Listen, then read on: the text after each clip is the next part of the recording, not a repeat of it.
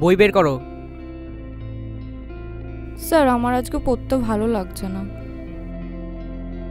পড়তে ভালো লাগছে না মানে? আর কি মারছো? তুমি হয়তো ভুলে যাচ্ছ সামনে তোমার এক্সাম।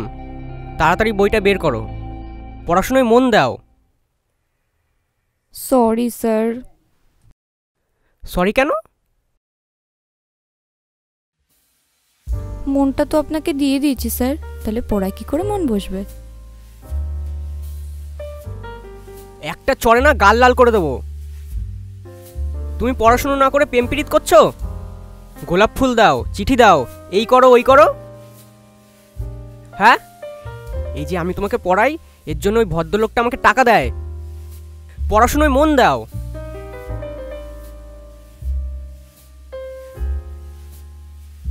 সেকেন্ডবার যদি দেখি না, আমি সোজা গিয়ে তোমার বাবাকে বলে দেবো। বাবার কাছে যাবেন? দূর যাবেন, বাবার কাছে যাবে? যাও যাও, কি বলবে? আমি তোমাকে ভালোবাসি। বাসি তো। আমি তোমার পিছু পিছু ঘুরি। ঘুরি তো। বললে তো আরো ভালোই হয়। যাও যাও, খুনি যাও।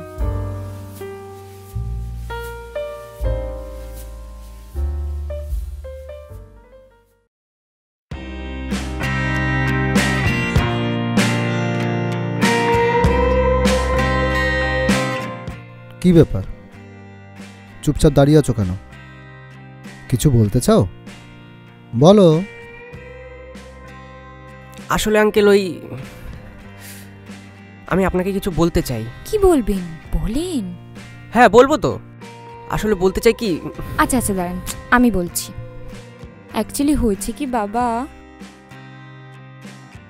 আমাদের স্যার না একটু আর্থিক সমস্যার মধ্যে আছে।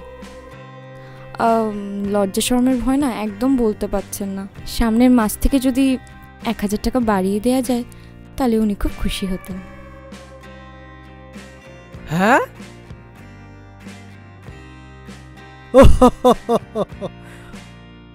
এই কথা? না আসলে ওই আর কি। ঠিক আছে, তোমার যদি দিলে উপকার হয়, সামনের মাস থেকে ঠিক আছে, আমি 1000 টাকা তোমার বাড়িয়ে দিলাম। ঠিক মতো পড়াশোনা করো মা।